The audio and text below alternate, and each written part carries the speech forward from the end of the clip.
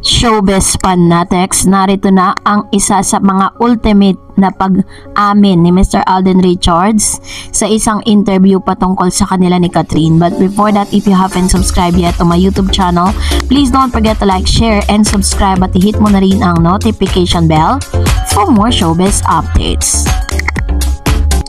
Before anything else, of course, we would like to ask or give you a thanks for always keep watching and trusting this channel. Maraming salamat sa inyong palagiang panonood at pagtitiwala. At kung hindi nyo pa po napapanood ng isa sa mga video na na-post po natin kung saan si Dr. Ivy ay binunyag ang patungkol sa Catherine. So may good news po siyang inilabas, no? Para mapanood nyo yan, punta po kayo sa ating pong channel after this. Nalagay po natin yan sa end screen. This time, eto na nga, no, dahil yung mga pictures po na nakikita po ninyo ngayon ay ilan lamang sa mga kaganapan or clips kung saan ay totoo na nga talagang si Miss Catherine Bernardo ay hindi na talaga magpapaawat, ano? Talagang papunta na siya ng Calgary, Canada for their 3-week shoots, no, dito po sa nasabing bansa. Dito po makikita natin na talagang pinagkaguluhan ng isang Miss Catherine Bernardo. And aside from that, ay bago pa po mangyari ang lahat ng ito, napakarami pong mga fans po ni Catherine at ni Alden Richards ang nagpakita ng hindi, parang hindi sila humanga, no, kay Mr. Alden Richards. But this time, bumawi si Alden, ano, sa kanyang interview po sa PMPC Award ay talagang napakarami niyang revelation. Panoorin natin ito. By the end of July, nilipad na kayo pa Canada. Kamusta maghahanda preparations for Hula again? Okay naman po. Nagtatapos lang po ako ng mga few taping days po with Pulang Araw para makalipad. And then pagdating po doon, dire-diretso po yun kasama yung Sparkle World Tour po na concert. Pero gano'ng excited to work again with Catherine? Yes po, very excited po and looking forward kasi it's been 5 years po since our last film together, and at the same time parang yun po yung chance namin para makapag-work ulit. And first to retell the story of yung sequel ng Hello Love Goodbye. Then bali tapos muna yung Pulang Araw. Aside from being excited nga, ay meron pang ilang mga revelation itong si Mr. Alden Richards na talaga namang kinatuwa ng ilang mga netizen at ilang mga Catherine fans. Dahil dito pa lang, kapag po narinig ninyo yung mga sinabi ni Mr. Alden Richards sa kanyang interview, ay masasabi mo talaga na meron na talagang something special between them. Let's watch this. Ano mga naibakit ka ngayon after nung tagal nung nakikita and nagagawin ko yung she's more mature now. She's very much excited to try new things. Kaya nakakatawa na parang sa proseso na yun, magkasama kami, of course, with this film. how much do you Nung kinamusta na nga si Miss Catherine Bernardo kay Mr. Alden Richards, he said na talagang masaya siya dahil nakita niya daw yung changes and maturity ni Miss Catherine Bernardo. At doon daw di umano sa proseso na yun ay magkasama silang dalawa. So if you're going to check, no, or read yung mga lines ni Mr. Alden Richards, makikita mo talaga na kasama si Mr. Alden Richards sa pag-moving forward and proseso na pinagdaanan ni Miss Catherine. Let's watch this again. how much do you enjoy the friendship? No? Kasi nakita namin, parang lumalalim yung gusto magagawa. Opo, okay naman po. Okay na. Pwede ba din, iba na yung status sa relationship ni Catherine? Sa tanong na sinabi po ng ilang mga interviewer doon na kapag ba pagbalik nila ni Miss Catherine Bernardo ay magbabago ng status ng relationship nila ni Catherine, ang tanong po na yun is answerable by yes or no. Pero itong si Mr. Alden Richards is nagpa-unlock siya ng interview, pero kapag matatanong na patungkol sa personal nilang na level ng relationship nila ni Miss Catherine, lagi pong paiwas at laging sinasagot niya is sorry po, which means na talagang ayaw niyang magbigay ng kahit konting information kung ano man po yung estado ng relationship nilang dalawa. Talagang meron talaga silang agreement na kailangan maging pribado kung ano man yung relationship nilang dalawa, para nga naman wala pong pwedeng manira, no, sa kung ano man po yung kanilang tahakin. And for that, narito naman ang ilan sa mga komento ng ilang mga viewers natin. Unahin natin si Mr. Renato Husayan. Sabi niya, thanks Mr. Ed sa update mo. Yes po, 3 AM Philippine time po umalis si Kat, and dun sa isang palagiang pagsasama ni Dom, I just felt cringe on the part ni Dom. Okay na, andun na tayo sa kapatid lang ang turingan nila, pero hindi talaga maaalis sa mga madudumyang utak mag-isip na may something else. Sige, sinagot niya na may issue issue but through comment reply lang madali. Gawin yon, pero kung personal niyang ipahayag sa mga madla through MediaCon Live, doon natin masusukat yung katapatan na sinasabi niya. May kita kasi yan sa mga mata ni Dom kung sinungaling siya or hindi. Kasabihan, eyes are the windows to our soul, which is pwede rin po ganon kasi pero wala kasing pagkakataon na parang nai-interview siya with regards to that. Tama po kayo sa inyong sinabi, Mr. Renato.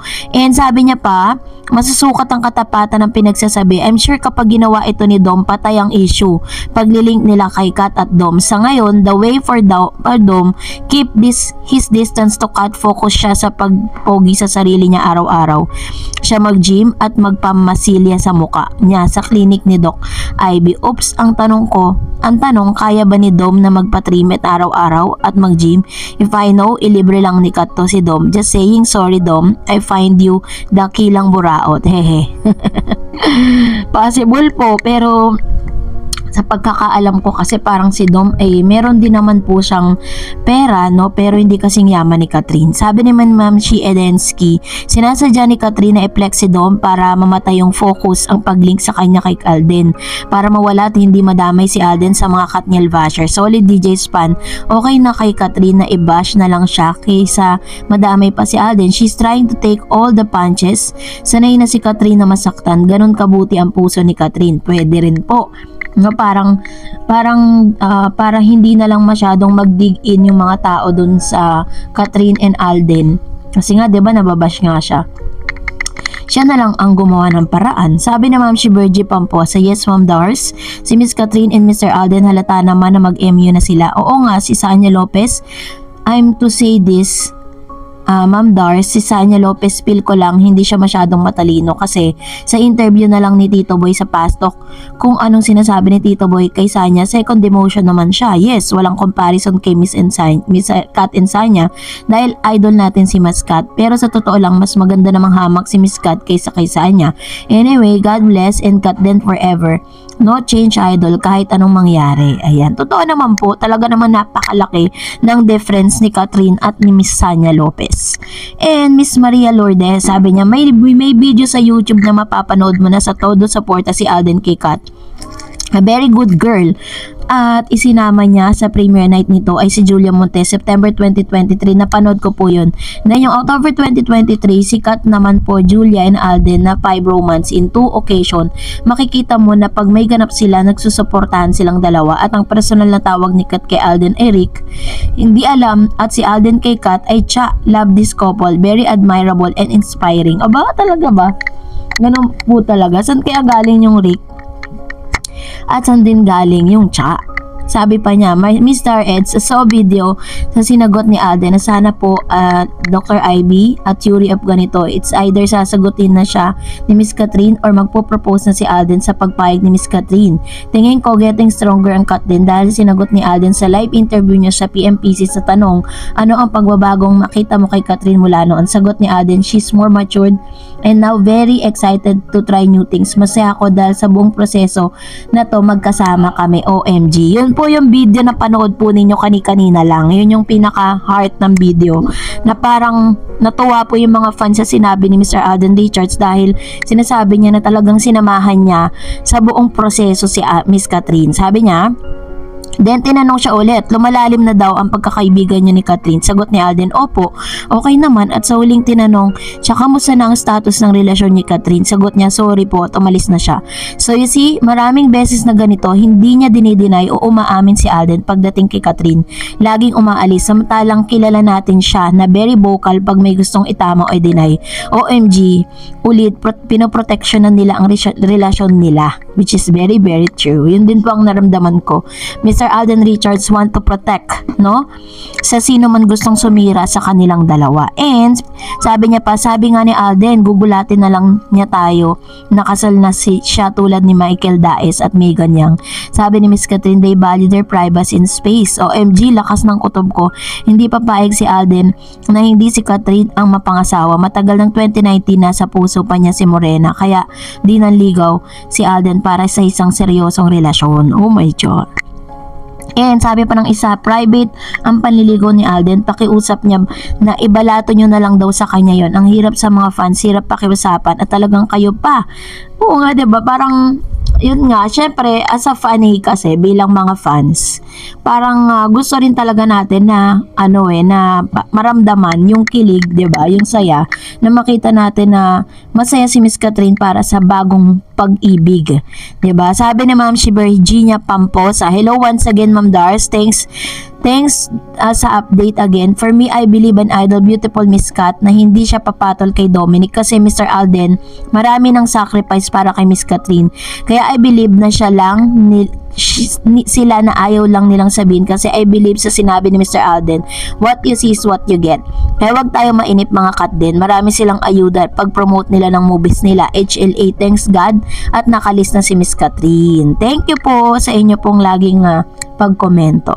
And that's it for today. For more videos and updates, please don't forget to like and subscribe, and please don't forget to follow my Facebook page, Dar Eds TV. God bless everyone.